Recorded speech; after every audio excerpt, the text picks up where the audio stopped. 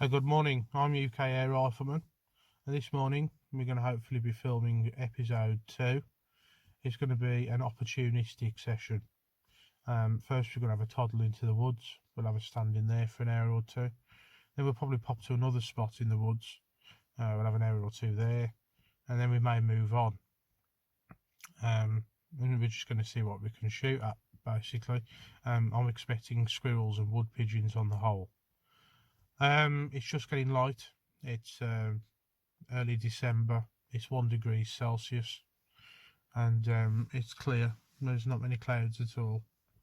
There's no mist. The mist put the birds down last week. We didn't see many pigeons at all, and it seemed to put the squirrels off as well. So we had a bit of a blank there. The week before, the decoying, as promised in the first episode, I did give it a go. I had one shot in 5 hours. It wasn't good at all. So we're out with the BSA Ultramax SE in 2.2 with my new scope that you saw me fitting in the last instructional video, and we'll see if we can give it a go. And I'll see you in the woods. Good morning. We're in the first spot. This is the one I nicknamed the hot spot. There's a little bit of a peninsula that sticks out into the fields with a dead tree up there that the birds like to come into. It's the highest tree on the field, and we'll be expecting squirrels from pretty much everywhere. So we'll just stand and wait and see if something comes along.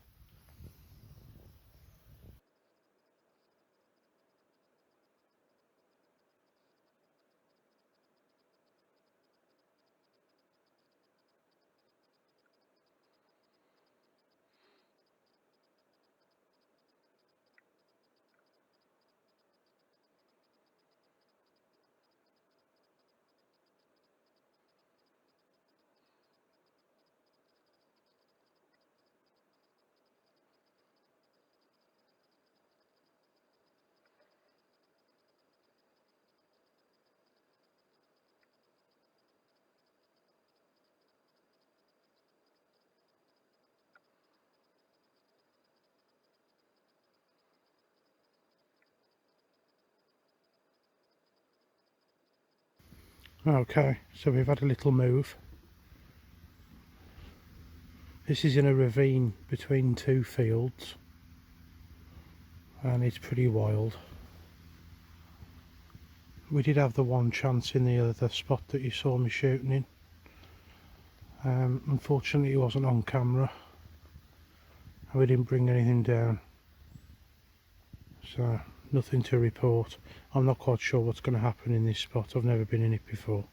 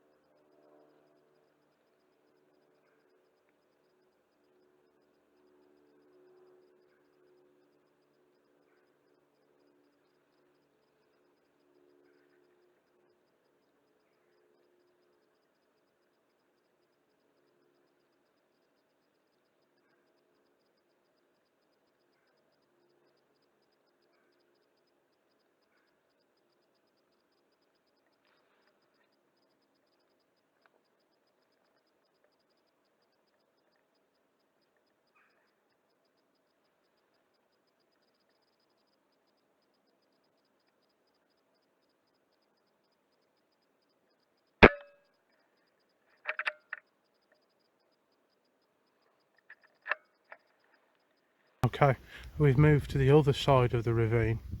It's not something I've done before. I normally walk around following the fields, or the boundaries of the field. But up there is where you just see me have a crack at a jackdaw, and they do like to come into that tree. I think it's because it's hollow and there's a nest in there.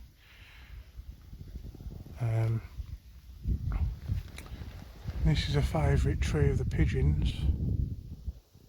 I'm just looking for a bit of proof.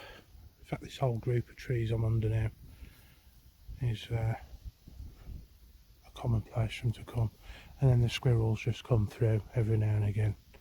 So it's not a bad spot, this. One of my favourites.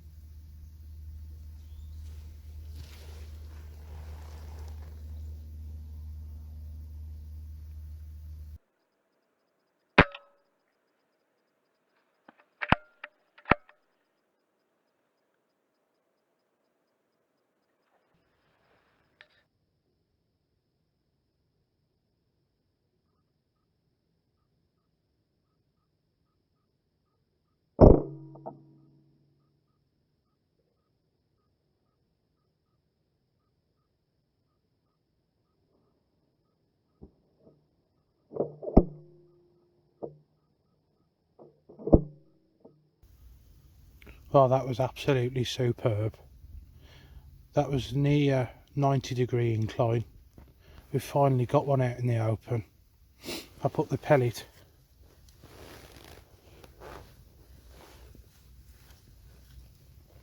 under its chin, and there's a bulge in the top of the head where it's tried to exit, but I don't think it quite had enough oomph. A bit graphic, but that's hunting. But that was a perfectly humane kill, and it was in the middle of the picture. Absolutely brilliant. Absolutely very pleased with that. I've got a feeling there's going to be quite a bit of action here this evening, so I'm going to make a cut here and we'll see what else we can get.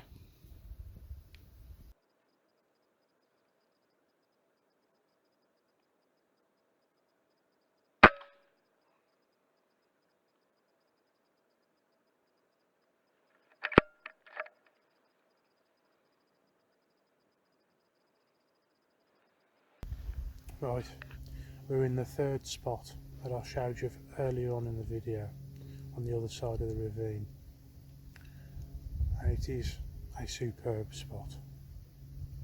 To my right here, which I showed you on the earlier video, we've got the jackdaw tree. That's my name for it, that's what I call it. The jackdaws always come in there. Just round the back of this tree, which I use for cover, we've got the trees that are covered in ivy. The pigeons seem to like to come into. They either roost there, sit there. There's droppings everywhere, they're all around me. So I think they might be in for a bit of action tonight. We're going to be here till it gets dark. You've already seen me put a squirrel down.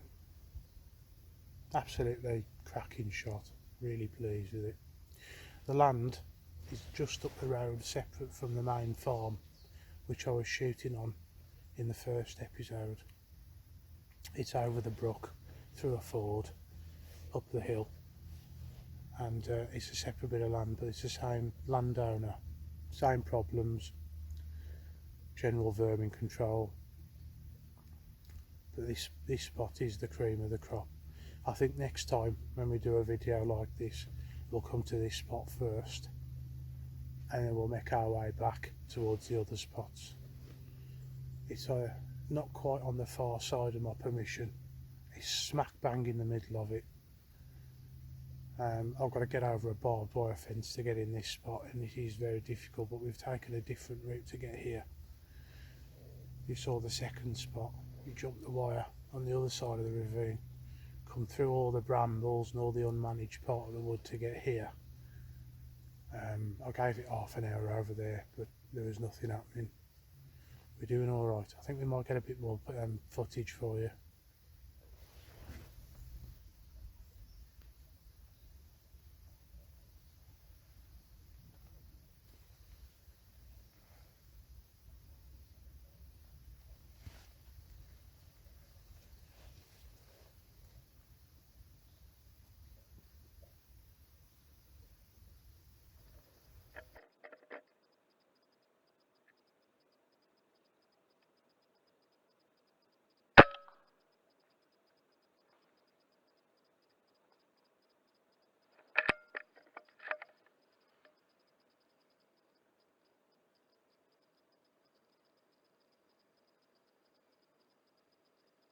Quite a long shot on a pigeon, 30 yards.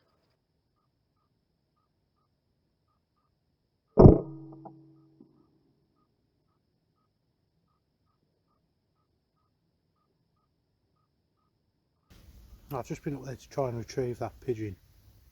It's like a jungle up there. I can see feathers everywhere. You'll see on the camera that it's guaranteed to be a clean kill. I can't find it. So that one's irretrievable. Absolutely gutted.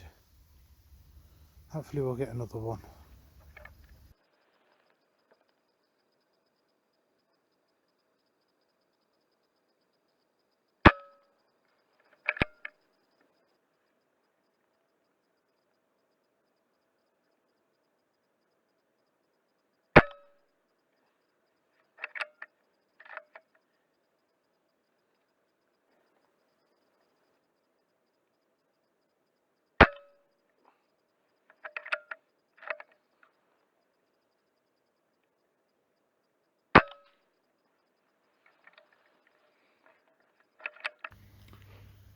Well, it's been a day of ups and downs really. Lots and lots of misses, followed by an absolutely superb shot, followed very quickly by another good shot, but unfortunately that one was irretrievable. So we've got a squirrel. The squirrel's going to get used. We're going to use its tail for tying trout flies. There's myself and two neighbours that'll use that. Some people eat them, I'm not a big fan, but I do try and use what I shoot. I'm not into killing things for the sake of it. The gear in use. The proud heritage of Birmingham Small Arms Company strikes again. I'm from the West Midlands, so it's particularly poignant. It's a BSA Ultramax .22 and it's shooting Air Arms Diablo field, 5.52mm, 15.9 grain, and it's grouping very well with those. Topped with a Huggett silencer and a PAO F1 5-20 by 50mm IRPA FFP first focal plane reticle rifle scope. With the run cam that's brought you all the action. Unfortunately I haven't managed to work out a way of attaching the booster battery, and the battery is now flat, hence why we're filming this last segment now. I might give it another hour, we'll see. We haven't got much light left. Anyway, I hope you enjoyed. I certainly did. It's been a long day, cold day, I'm tired. I won't be long getting home. And bye bye for now. Catch you in the next one.